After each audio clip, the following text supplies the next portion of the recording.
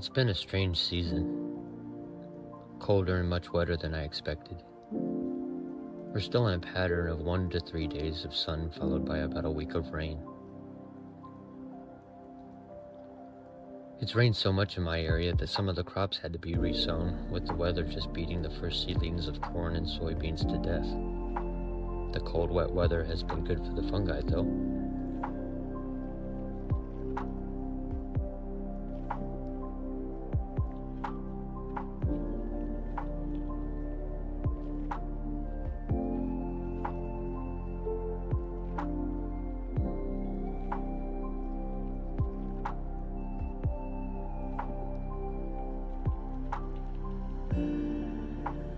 The roses in the garden have finally bloomed, about 2 weeks later than last year. Wet or dry, I still spend a good deal of my time in the gardens. No phone, no internet, no cameras. Just me and the flowers and an old book, enjoying my hermit life of seclusion, existing obscurely somewhere between this and that.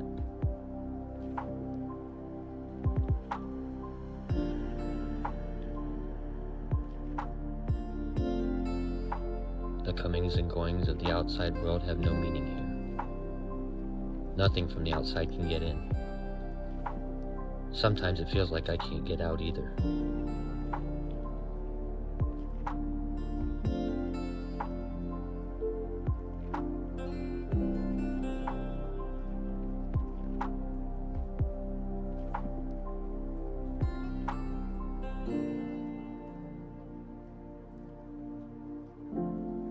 I created this little pocket dimension on purpose.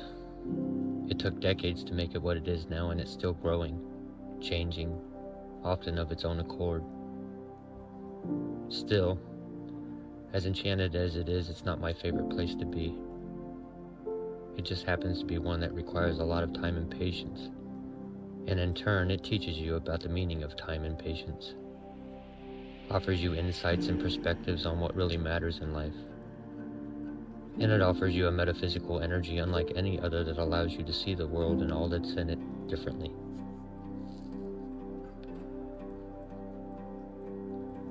This is a realm bursting with life on a natural cycle.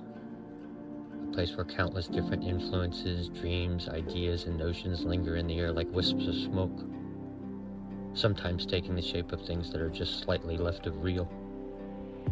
Yet there they are, here in this singular place of remembering or forgetting.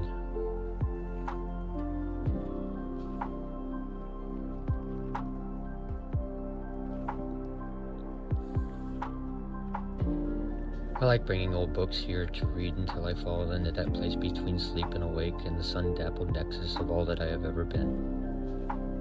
It's so peaceful here. It makes you quiet inside.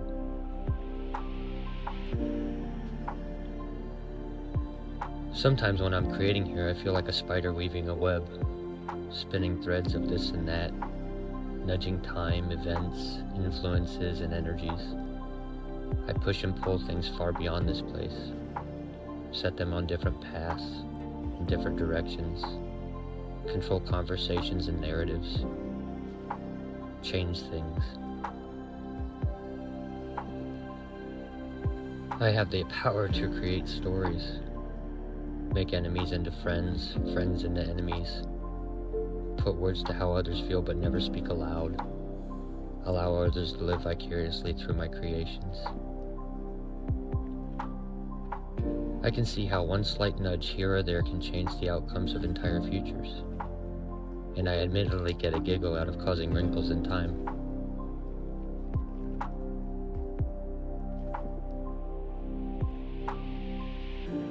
My mischievous facet, I suppose. I also get a giggle out of informing others that they are never really in control. They never have been when it comes to me. I am the author of everything. Still, the gardens are only a fraction of my world, and as peaceful and as fun as it is, it was also time for me to leave it and make my appearance in my second favorite place in the world. My city. The city I was born in. And one afternoon with me there is always an experience that will quickly become a vivid and fond memory.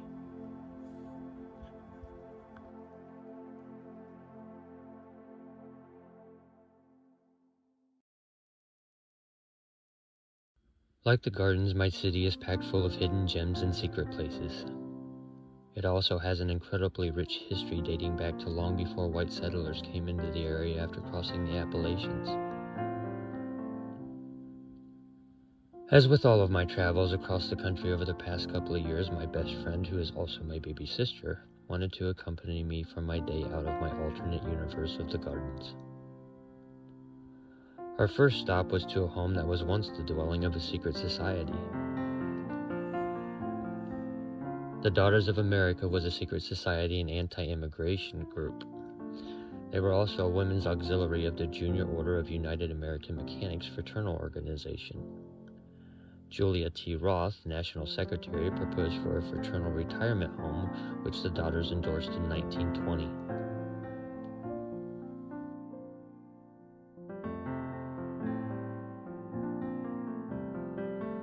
Following a national site search, the group selected Tiffin because the city offered undeveloped riverfront property and a donation of $10,000, equivalent to $180,000 now.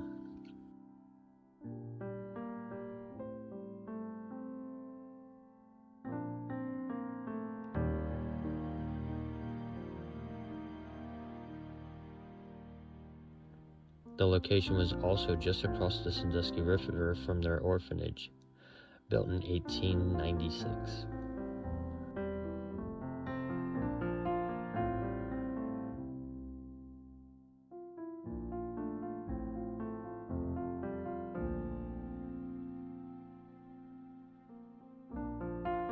Construction began in 1828, and when completed in 1930, the new institution's building costs were paid in full with funds left over for an endowment. The design for the National Home included space for about 100 residents plus 8 hospital beds. By 1932, 19 members had moved into the building, and the usage peaked in the late 1950s and early 1960s with 79 residents. Only 13 residents remained when the facility closed in 1989, and the furniture was sold at auction.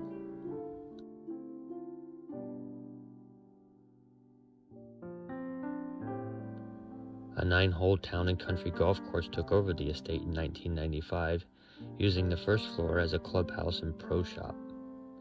The enterprise folded after a few years, leaving the building completely vacant.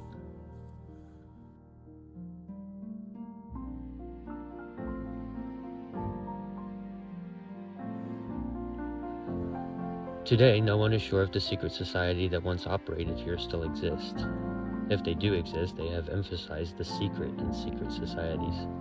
Their philosophies and beliefs, however, have never been more upfront and prevalent than they are now.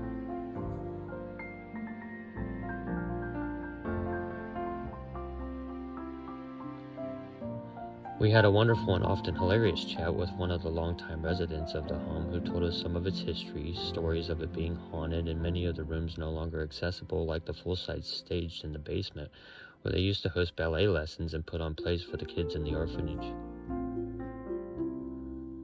We got to spend some time alone in the house, exploring the library, architecture, and simply taking it all in.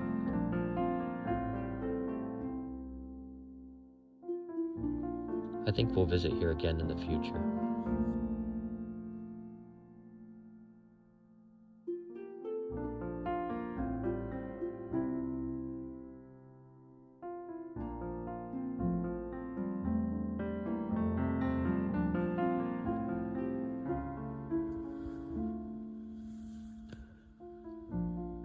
After leaving the house, we went for a walk down a wooded river trail, where we uncovered a geocache after deciphering clues on a mobile app. The city is littered with hidden treasures that residents leave and then post clues to their location on an interactive map.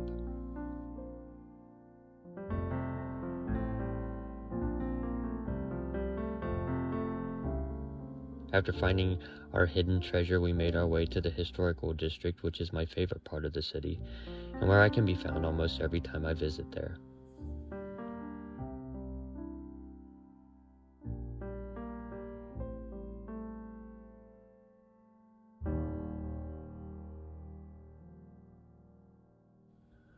We had lunch at Big Mike's, which is arguably the best back alley burger joint in town. That's also known for its ice cream.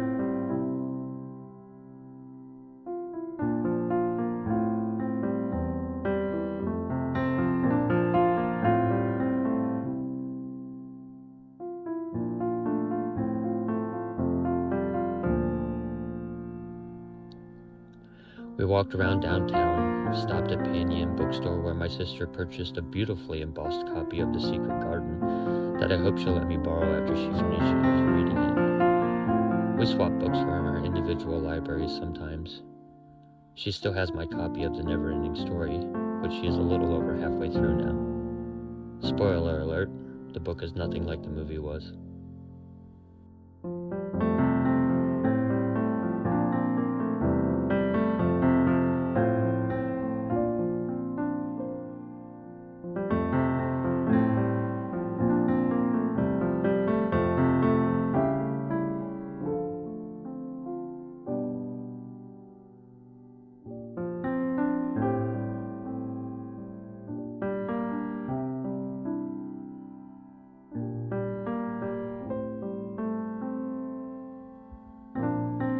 On the Riverwalk, we found the magnolias bursting with lemony scented blooms, and the roses lining the walk were amazing pops of color.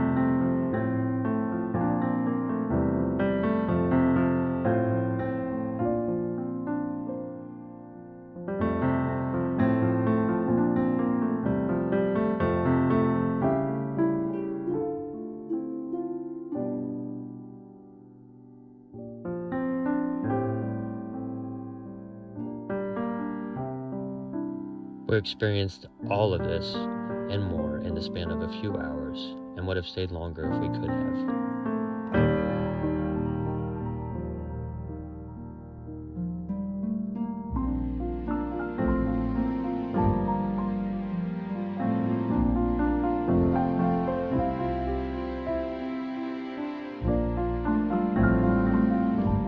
My goal is to move here soon, and this is likely where I'll keep home base until my time on Earth is done. There's something poetic about spending the last days of your life in the very city where you were born.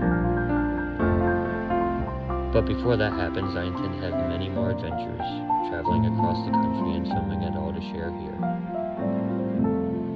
There is so much more to come. We haven't even gotten started yet.